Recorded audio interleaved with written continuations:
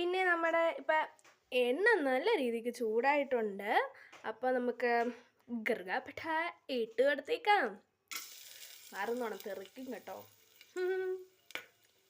അപ്പം അതൊന്ന് ചൂടായി വരുന്ന സമയത്ത് അതെന്തുവാന്ന് മനസ്സിലായോ? നമ്മുടെ ജീരകം ഇട്ട് കൊടുക്കുന്നുണ്ട്. അതും അവിടെ കിടന്ന് ഇത് ചൂടാകുന്ന സമയത്ത് ഇവിടെ പിന്നെ ഞാൻ എൻ്റെ സ്റ്റൈലായതുകൊണ്ട് നമ്മുടെ ഏലക്കായും കൂടെ ഇട്ട് കൊടുക്കുന്നുണ്ട് കേട്ടോ. അപ്പോൾ ഒന്ന് മൂത്ത് വരട്ടെ.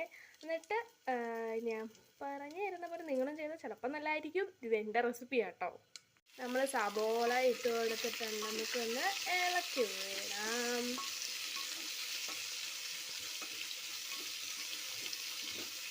ഇതൊക്കെ ഒന്ന് മൂത്ത് വരുന്ന സമയത്ത് നമുക്ക്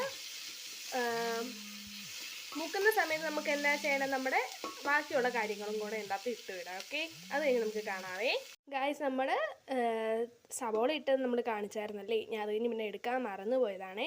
പച്ചമുളക് ഇട്ടു, ബീനീസ് ഇട്ടു, നമ്മുടെ കിഴങ്ങ് ഇട്ടു, എന്നിട്ട് നന്നായിട്ട് വരട്ടി കൊടുത്തുകൊണ്ടിരിക്കുന്നു.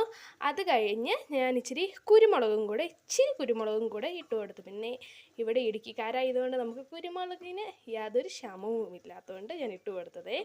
ഇഷ്ടമുള്ളവർക്ക് ഇട്ട് കൊടുക്കാം. പിന്നെ ഇത് എൻ്റെ ഒരു രീതിക്കാണ്. പിന്നെ ക്യാഷ്യൂനട്ട് അങ്ങനത്തെ സംതിങ് സാധനങ്ങൾ നിങ്ങളുടെ കയ്യിലുണ്ടെങ്കിൽ നിങ്ങൾക്ക് ഇടാവേ. എൻ്റെ കയ്യിൽ അതൊന്നുമില്ല, അതുകൊണ്ട് ഞാൻ ജസ്റ്റ് ചുമ്മാ എടുക്കുന്നെന്ന് മാത്രമേ ഉള്ളൂ. ഇപ്പോൾ കഴിക്കാൻ വേണ്ടി ഉണ്ടാക്കുന്ന സമയം കൊണ്ട് ഞാൻ ചുമ്മാ എടുക്കുന്നതെന്ന് മാത്രമേ ഉള്ളൂ.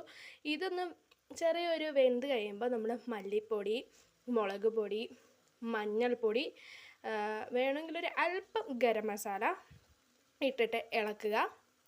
അത് കഴിഞ്ഞ് നമ്മൾ ആവശ്യത്തിന് എടുത്തിരിക്കുന്ന നമ്മുടെ ഒരു അരി വിട്ടിട്ട് നമ്മൾ ആവശ്യത്തിന് വെള്ളം ഒഴിച്ചിട്ട് നമ്മൾ ഒരു നാരങ്ങയുടെ പകുതി നമ്മൾ സ്പീച്ച് ചെയ്ത് കൊടുക്കുക.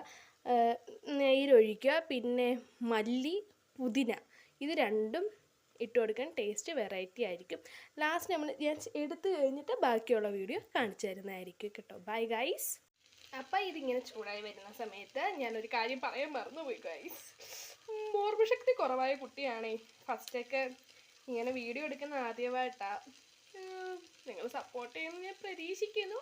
ഇല്ലെങ്കിൽ സാരമില്ല, ഒരു ലൈക്കേലും അടിച്ചിട്ട് പോണേ. അപ്പം നമ്മുടെ ഇഞ്ചി വെളുത്തുള്ളി പേസ്റ്റ് ഇട്ട് കൊടുക്കാം. ഇഞ്ചി വെളുത്തുള്ളി പേസ്റ്റ് ഇടുമ്പം ഈ ഇങ്ങനത്തെ കറികൾക്കും ചോറുകൾക്കും നല്ല അടിപൊളി ടേസ്റ്റാണ് കേട്ടോ.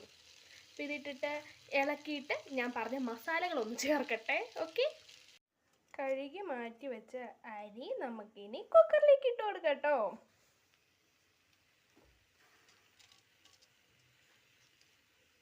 ഇട്ടതിന് ശേഷം കാണാവേ. ഞാൻ ഒറ്റയ്ക്കാണ് പിടിക്കുന്നത് കൊണ്ടും അതിൻ്റേതായ ഒരു ബുദ്ധിമുട്ട് ഇവിടെ അനുഭവപ്പെടുന്നുണ്ട്. അങ്ങനെ അരി ഇട്ട് വെച്ചിട്ടുണ്ട്. അരിയും ഈ നമ്മൾ ചേർത്ത സാധനങ്ങളില്ലേ, അതും കൂടി ഒന്ന് മിക്സ് ചെയ്ത് വെക്കുക. പിന്നെ നമുക്ക് അത്യാവശ്യത്തിന് ഒരു നാരങ്ങ അങ്ങ് പിഴിഞ്ഞൊഴിച്ച് കൊടുക്കാം. ആ കുരു എടുക്കണേ, അതിൻ്റെ അകത്ത് വീണിട്ടുണ്ടെങ്കിൽ ഞാൻ എടുക്കും, അല്ലെങ്കിൽ ഒരു കയ്പ്പ് വരുവേ. ഞാനത് എടുത്തിട്ടുണ്ട്. ഇച്ചിരി മല്ലിച്ചപ്പ് ഇട്ടിട്ടുണ്ട്.